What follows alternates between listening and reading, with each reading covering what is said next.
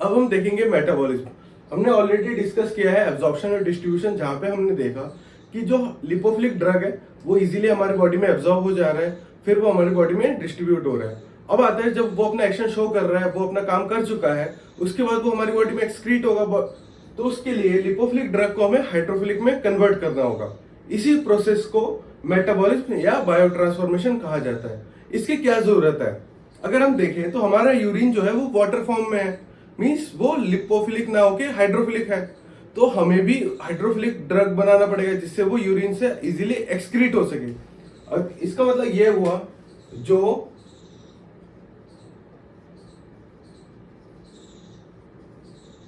Lipophilic drug था उसको हमें हाइड्रोफिलिक फॉर्म में कन्वर्ट करना पड़ेगा।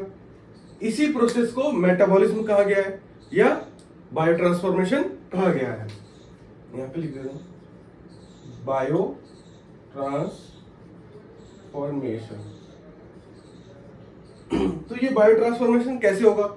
जो लिपोफिलिक ड्रग है उसको हाइड्रोफिलिक में कैसे कन्वर्ट कर सकते हैं? इसके लिए हमारी बॉडी में दो टाइप की मेनली रिएक्शन होते हैं, जिसमें पहला है फेज 1 रिएक्शन और फेज 2 रिएक्शन।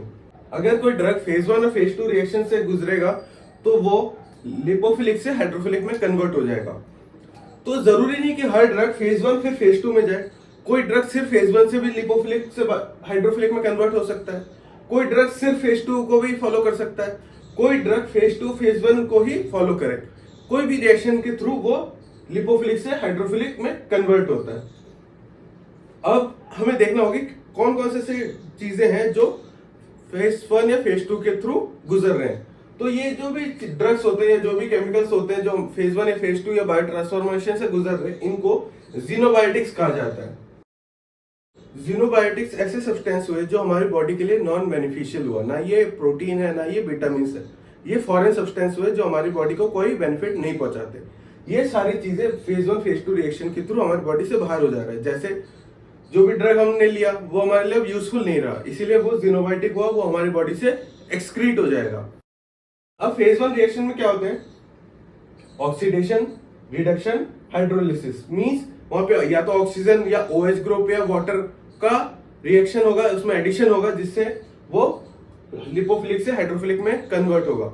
ये सारी रिएक्शन एक एंजाइम होता है जिसका नाम है साइटोक्रोम 450।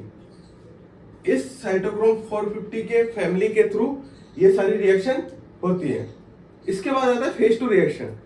फेज 2 रिएक्शन में क्या क्या हो सकते हैं?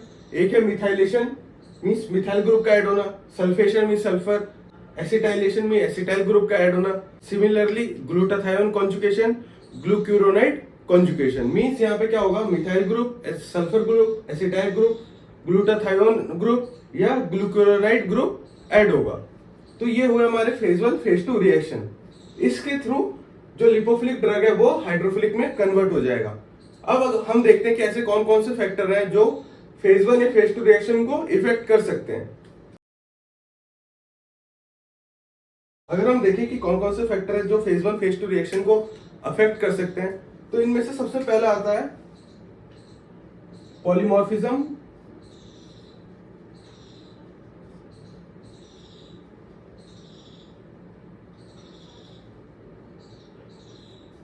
सेकेंड है साइटोक्रोम इंड्यूसर,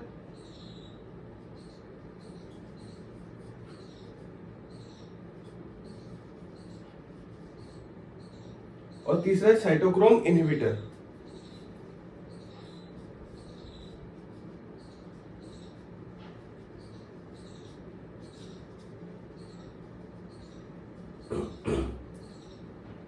अगर हम देखें ये क्या है, पहले देखते हैं पॉलीमॉर्फिज्म। मानते हैं ये कोई ड्रग है हमारा,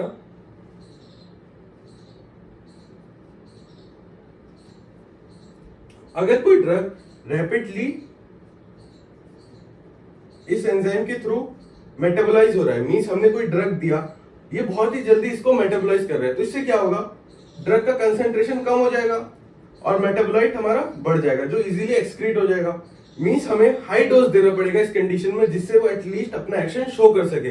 नहीं तो क्या होगा? ये ड्रग इजीली मेटाबोलाइज होकर हमारी बॉडी से बाहर चले आएगा और ये अपना एक्शन शो नहीं कर पाएगा।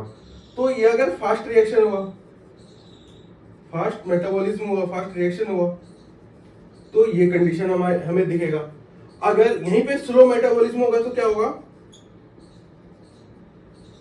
ड्रग का कंसेंट्रेशन बहुत ही ज्यादा हो जाएगा हमारी बॉडी में, क्योंकि वो स्लोली मेटाबोलाइज हो रहा है और एक्सक्रीट हो रहा है। तो इस ड्रग का कंसेंट्रेशन बढ़ जाएगा तो ये हमारे लिए साइड इफेक्ट भी प्रोड्यूस कर सकता है या टॉक्सिसिटी भी प्रोड्यूस कर सकता है। इसका एक्सक्रीशन कम हो जाएगा